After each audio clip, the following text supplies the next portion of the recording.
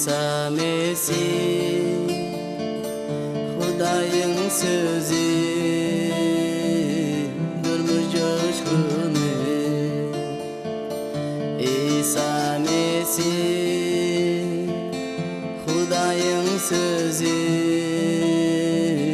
durmuş coşkunu senin adında günem yuvuldu bütün kalbimi sana tapşırdım senin adında günem yuvuldu bütün kalbimi sana tapşırdım. Salam mehriban ildeşler. Hoş geldiniz bizim şugunki programmamıza. Men umid etýän bizim geçen gepleşiklerimizde tarih aýnama barada öwreden datlarymız siz üçin gaty peýdaly bolanlar diýip. Siz şu öwrenýän datlaryňyzy beýleki tanaýanlaryňyz bilen men paýlaşmaga sizi çagyrýan. Sebäbi size berilýän informasiýalar gaty wajyp. Günnelik durmuşyňyzda size uly kömek etýär. Men şerini ýene de şugunki programmamyza çagyrdım. Ol ene şugun siz bilen eýem şu Süýji keseli barada paýlaşmak isleýär. Thank you Sherry for coming back. I am glad to be here. Men oňa diýen sag bol şu programma gelýäniňe. Olam diýer berde men siz bilen bolup bilýänime şat. Today we're going to be talking about diabetes and what it is and what are some of the symptoms. Ene biz şu gün şu Süýji keseli barada siziň bilen gurrun eder. Hem Süýji keseliniň nähili alamatlary bar. Şoňa da teredik geçer. Diabetes is a disease that prevents your body from using the energy that's available in the food that you eat. Ene berde şu Süýji keseli näme diýol? Endokrin ulgamyň keseli diýe bu keseliň netijesinde adamyň bedeni şol iýilýän iýmitiň kuwatlygyny doly ulanmakdan mahrum edilýär. Diabetes is when the pancreas, an organ behind your stomach, produces little insulin or no insulin at all. Ene berde şol şu aşağıdaki ýagdaýlarda şu Süýji keseli döreýän eken haçan şol aşgadan mäde diye insulini az işlep çıkarana ya da bütünlüğ insulini işlep çıkarmana şu problema döreýär. Ol şol aşgadan mäde bilýäňiz ol aýam şol arka aşgadanyň arka tarapynda ýerleşýär. Insulin is a naturally occurring hormone produced by special cells in the pancreas that help the body to use the sugar for energy. Aha. Ene şol berde insulin näme diýe? Bu hem şol tebigi gormon bolup ol aşgadan asty mädeniň beta öýjükleri tarapyndan işlenip çykarylýar. Bu gormon hem şol adamyň bedenine glukozany kuwatlylyk üçin ulanmaga ýardam etýär. When the pancreas does make insulin, in a condition called insulin resistance, the insulin does not work like it should. Aha. Ene şol aşgadan atdy mäde diye insulini işlep çıkarýar. Ýöne insulin bolmalsy ýaly işlemeýär diye şu ýagdaýda. Ene bu ýagdaý hem şoňa medisinski tarapdan insulin rezistensiýasy diýilýär. Başgaça aýdanda şol insuline garşy durmaklyk diýilip adlandyrylýar. To understand diabetes, it's important to know how the body uses food for energy. And this is a process called metabolism. Aha. Ene biz häzir şol metabolizm düşünjesine seretmekçi diye berde şol metabolizm diýende ýa ol bedenine maddalaryň alyş çalşygy barada düşünje bu. Biz şu barada häzir gurrun eder. Şol iýilýän iýmiti nähili siňdirmeklige kömek etýär. Your body is made up of millions of cells, and each of these cells needs a very simple form of energy in the form of sugar or glucose as food. Aha, as food. O diye şu bizim bedenimizde diye şol oňa düşünmek üçin şol iýmitden alınýan kuwatlygy diye ulanýandygyny düşünmek gaty wajyp ekeni. Bizim bedenimizde milyonlarça öýjüklerden ibarat.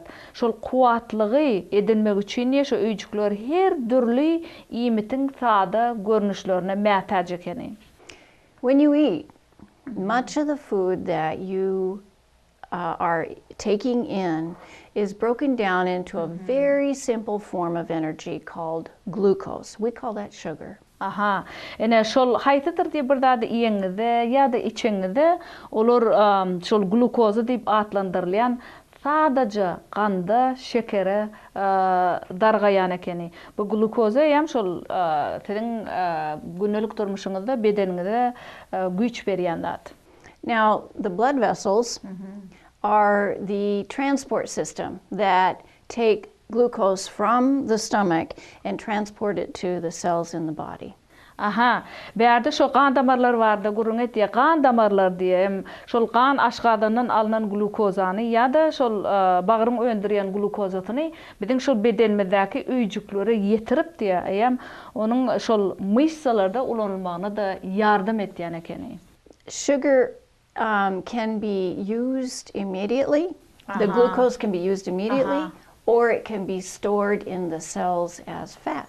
Aha, berde şo şeker diýär, şeker bu glukozada bolýar. Şol hem ödedinden barıp bilmeýän ekeni. Ana şol diýe köplençi ýagdaýda glukoza biziň tenimizde diýe ten öýçüklerine hem şol ýağ hökmünde de saklanyp galyp bilýär diýe. But glucose or sugar can't go from the blood vessel into the cells by itself. Aha, glucose can't go by itself to the. Yönü diye berde şol kan hem kan berde glukozasız kan damarlarına ýaýrap bilmeýär diye şol glukoza şu zatlar üçin gaty wajyp. Şoň kuwatlyga öwrülmegine ýardam etýän ekeni şu zatlara. Now, in our first picture, Tatch, we have a blood vessel, and it looks like little sprinkles on the inside. Ene siz şu suratda görýäňiz, häzir berde şonu kan damarlaryny görýäňiz. Ýene de siz şu suratda siz glukozalary görýäňiz. Kiçicik näme berde suratda görüşmedi ýal akça zatlar, togolajyk akça zatlar. The red discs, the red little round things, are the red blood vessels, and the white little balls are demonstrated as sugar or glucose. Aha. Ene şu suratda berde görüşüňiz ýal diýe şol gyzyl turbalyk berde görýäňiz. Ola kan damary diýe şeýle görýän dadyňyz. Şoň içinde de akça şarýal togolajyk zatlar görýäňiz. Ana şolum glukoz, şeker. Now, in this picture, there are too many white balls. There's too much sugar. Ene şu berde suratda görüşüňiz ýal diýe näme şu ýerde siz şol akça togolajyk köp şarjagadlar görýäňiz diýe. Bu nämäni aňlatýar? Hem tiziň bedeniňizde köp glukozanyň bardygyny görkezýär. We need to get those white balls, that sugar, out of the blood vessel and into the cells. Aha, şu ýerde biz esas etmeli adymyz diýe şu dogry, tene dogry bolmak üçin näme etmeli? Şol kan damarlarynaky akça şu togolajyk zatlary alyp olayam şol beden öýçüklerine ýaýradylmaly. Şonu beden sagdyn bolýar. The pancreas releases insulin into the blood, which serves as the helper or the key that lets sugar get into the cells for energy. Şol aşgadan atdy mä diye berde. Ana şol insulin çıkarýar, onu çıkarıp eýen beden öýçüklerine ýaýratmaga kömek etýär aşgadan atdy mä. Now, in the next picture, we see a funny little man. He's actually a sugar cube, and he's holding a key. Ene berde inniki suraty teretýäňiz diye. Terediň şu ýerde näme görýäňiz? Kiçijik adamjygy görýäňiz, hemem şu ýerde togolak top ýaldat görýäňiz. The red ball is a cell, and the key is insulin. Berde siz görýäňiz gyzyl şar. Bu eýem şol beden öýjükleri, soň siz ýene de açar görýäňiz. Açar näme? Bu insulin. So the insulin opens the door to the cell to allow the sugar energy, the glucose energy, to get into the cell. Ene berde edir şu suratda görüşüňiz ýal diye şol insulin näme etýän ekeni? Hem şol beden öýjüklerine, hem şu şekeri ýaýratmaga kömek etýär.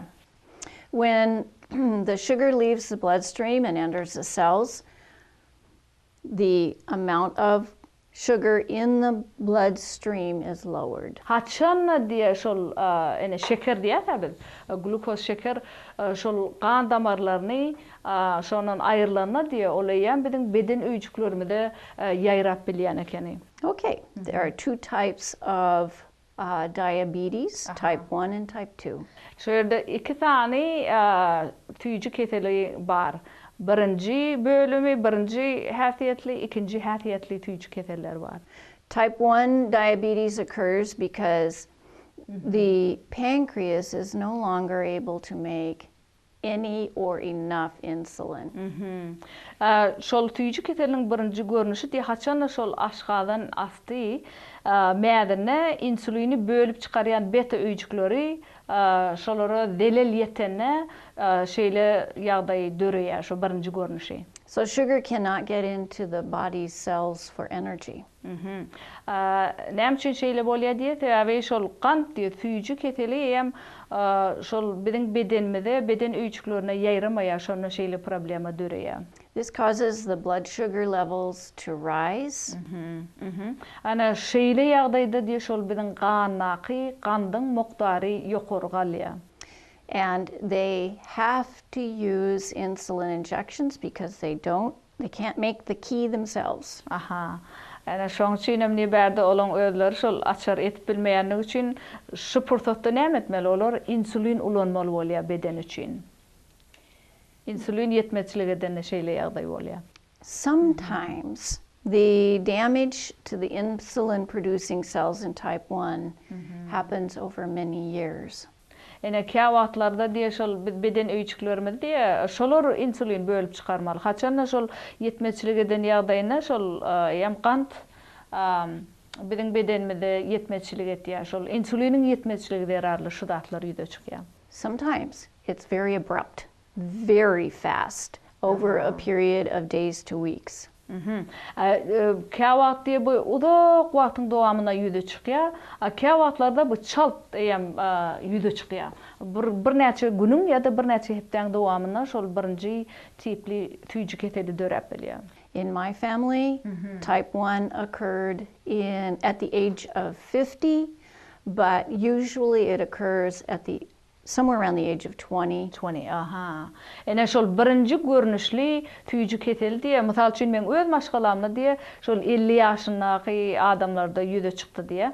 Ýöne adatça bu 20 ýaşly adamlarda 20 ýaşda kaňym dörep bilýär.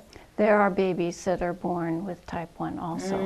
Ene diýe kiçik şol bäbekler hem diýe käwat şol birinji görnüşli tüýjü keseli bilen dogulýar käwatlarda. Now type 2 is a little different. Ýöne ikinji görnüşli tüýjü keseli bu biraz tapawutly. Those with type 2 can produce some insulin. Aha. İkinci görnüşli tüýjü keseli adamlar insulini bölüp çykaryp bilýär. Over time, however, there is not enough insulin or it doesn't work properly in the body. Ýöne wagtyň geçmegi bilen şol bedeni hem insulini ken işläp çykaryp bilenak, insulin yetmezçilik etýär ýa-da şol insulin hem bolsa da şol insulin ýaly hereket etmeýär biziň tenimizde. When there's not enough insulin or the insulin is not used properly by the body, the sugar can't get into the cells. Ene haçanla bizde şeýle bedenimizde insulin yetmezçilik edene şol şeker, glukoza biziň ten öýjüklerimizde ýaýrap bilmeýär. So over time, the blood sugar level starts to rise. Aha. Wagtyň geçmegi bilen edilberde görüşüňiz ýaly şol ganaky, kandyň mokdary ýokary galyp başlaýar. Type 2 diabetes usually develops in people that are older than 45, and not everybody, but a majority are overweight. Aha. İkinci görnüşli tüýjü keseli haçan dörep bilýär. Bu hem 45 ýaşynda bolsaň şonu dörep bilýär 45 ýaşdan ýokary. Ýene başga bir ýagdaý ol haçan siz hem şol gowraňyzda agyr bolsa ýa-da daýaw temiz adamlarda ikinji görnüşli tüýjü keseli dörep bilýär. Now, here's a happy difference. And that is that sometimes type 2 diabetes can be controlled by lifestyle and not medicine. Ene bärde bir quwat diýe şol ikinji görnüşli tüýji keseli. Bulam eýem şol öz günnülük durmuşyňyzda gowy ýaşap, iýip içýän zadyňyzda seredip şeýle ýaşaňyzda şoň bilen bu kesel kontrollyk edilip bilinýär. With time, though, diabetes is progressive, and generally most people with type 2 will need multiple medications to help them control their blood sugar. Ene şol wagtyň geçmegi bilen nebärde şol ikinji görnüşli tüýji keselem çylşyrmlaşyp bilýär. Şeýle ýagdaýda nähilse şoňa kömek etip bilýär diýe bu belli bir dermallar size kömek etmeli bolýar diýe şol tüýji keselini kontrollyk etmäge hem teniňizdäki şol gandyň mukdaryny kontrollyk etmäge dermallar gerek. Now, there are other types of diabetes. Some develop when a lady is pregnant. Bärde şu tüýji keseliniň başga da görnüşleri var. Başga bir görnüşi şol haçan ayal gowröli bolan wagtyna dörep bilýär. Sometimes it develops temporarily when the body is under stress, like surgery. Yine haçan dörep bilýär. Haçan sizde mysal üçin diýeli sizde şol operasiýa bolýar. Yani operasiýa wagtyna siz şeýle dartgyly ýagdaýda bolýaňyz, şoň aslında da tüýji kesel dörep bilýär. Other times, medications can mimic diabetes. Başga wagtlarda ýene de bu içýän dermallaryňyzam şo tüýji keseliň döremegine eltip bilýär. Now, what are some of the symptoms of diabetes? Enne ol şu wagt siz bilen käbir beýleki şo nähili alamatlary bar. İkinji görnüşli tüýji keseliniň şoň bir häzir siz bilen teredip geçmekçi. As you can see from our slide, there are multiple symptoms. Ene şu suratlarda gördüňiz, siz şu suratdan görüşiňiz ýaly o ýerde bir näçe tüýji keseliniň görnüşleri bar.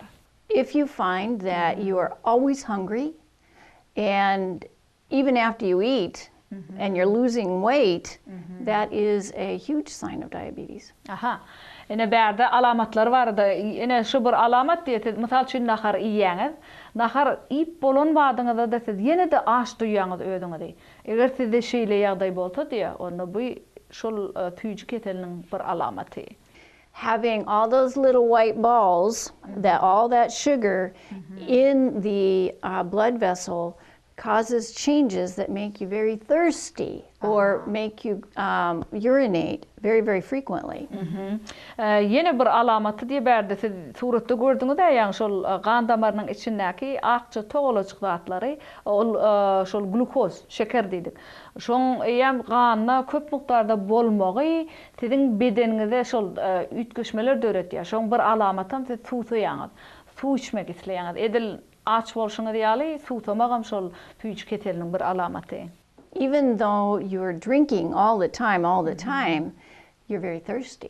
Ene siz şu suw içýäňiz, şu hemişe isteňizem siz ýene suwsap durdyňyz. Ene bu şol tüýji keseliň alamaty. Because the energy is staying in the blood vessel and not getting into the cell, the person can feel very tired.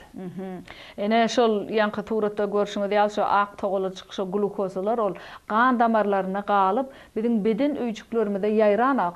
Ene şol şeýle ýagdaýda biz şoň üçin hem gaty ýağda duýýar özümizde. Now, another side effect of diabetes is damage to the back of the eye. Yine de şol tüýji keseliniň başga bir ýetirýän deleli, bu hem gözüňizde görüşümizde diýen ýetýär. In our slide, the eye on the left is normal. Ene siz şu wagt näme de görýäňiz, suratda görýäňiz, şu çep tarapdaky göz surat bu normalna adaty surat. On the right side, you can see red blotches. This is bleeding. Ýöne siz çep tarapdaky suratda ýam görýäňiz, şoň käbir ýerine bir hili gan görýäňiz, ýam şol gözüň iç tarapyna gan akyp dur.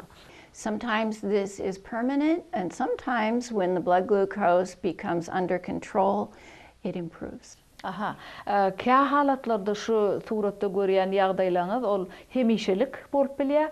Ýöne kä wagtda şol dermanyň üstü bilen haçan şo ganyň mukdaryny, glukozanyň muktary peteldilerine bu bejerliwen bolýar. So therefore it causes blurred vision. Ine şoň üçin hem haçan şol ganyň glukozanyň muktary köp bolup nämedene şol gözüňiziň hem görüşine bu täsir etdi.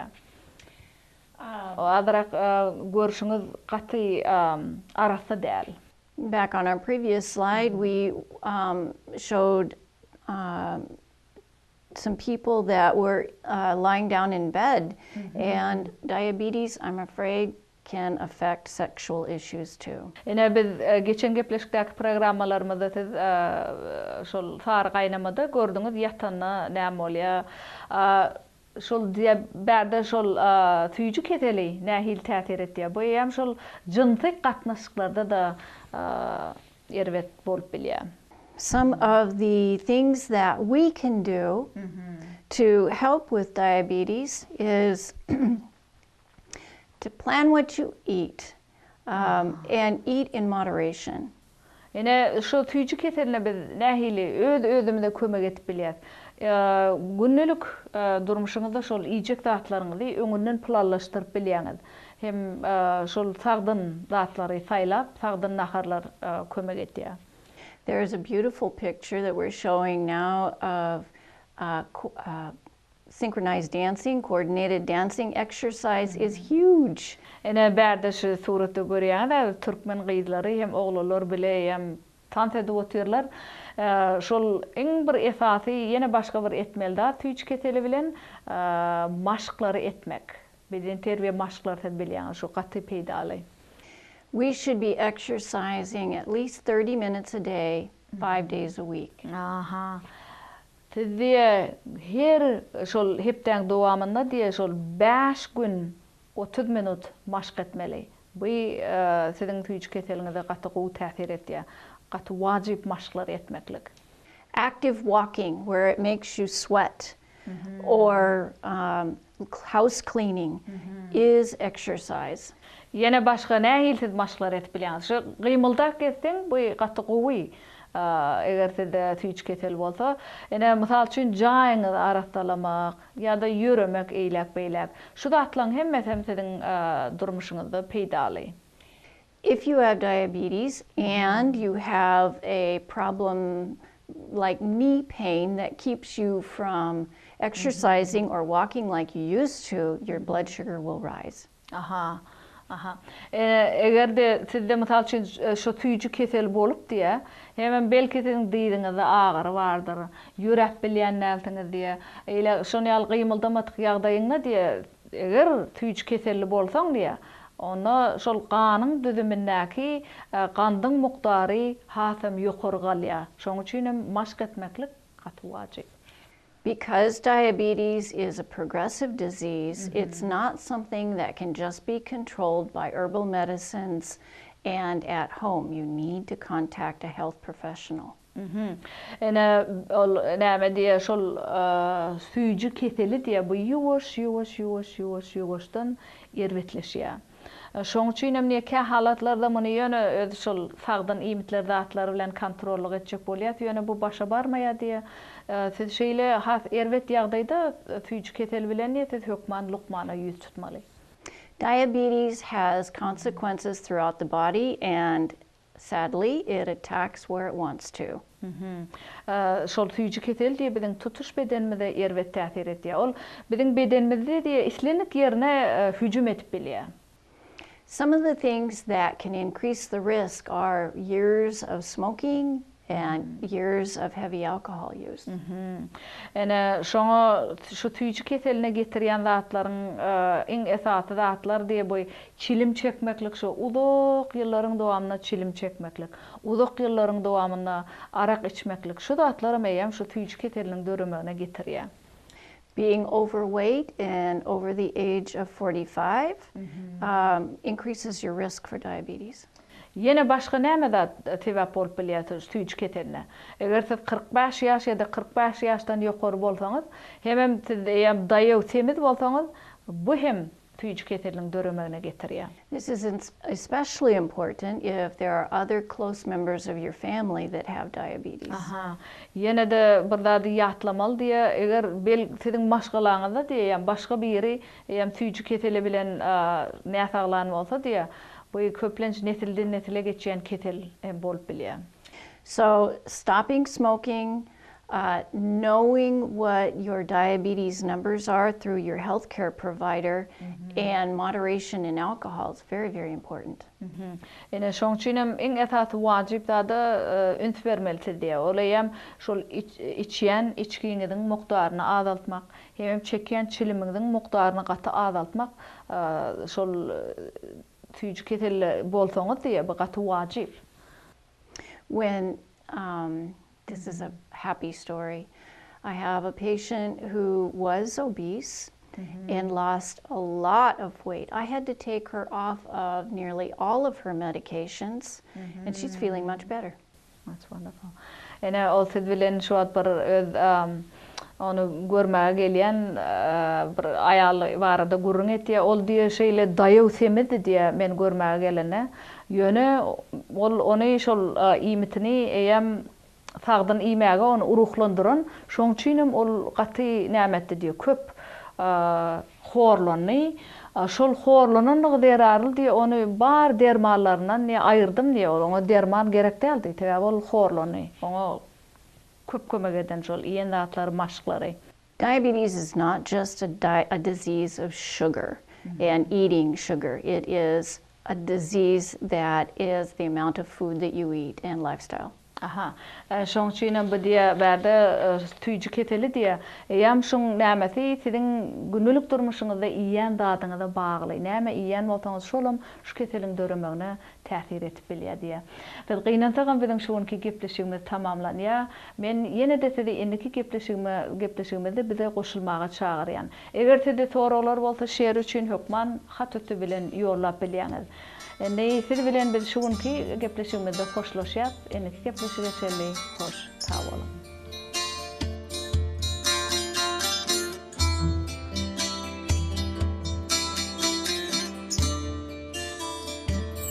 İsa Mesih Hudaýyň sözü durmuş coşkuny Seniň adynda günem ýoldy bütün kalbymy sana tapşyrdım.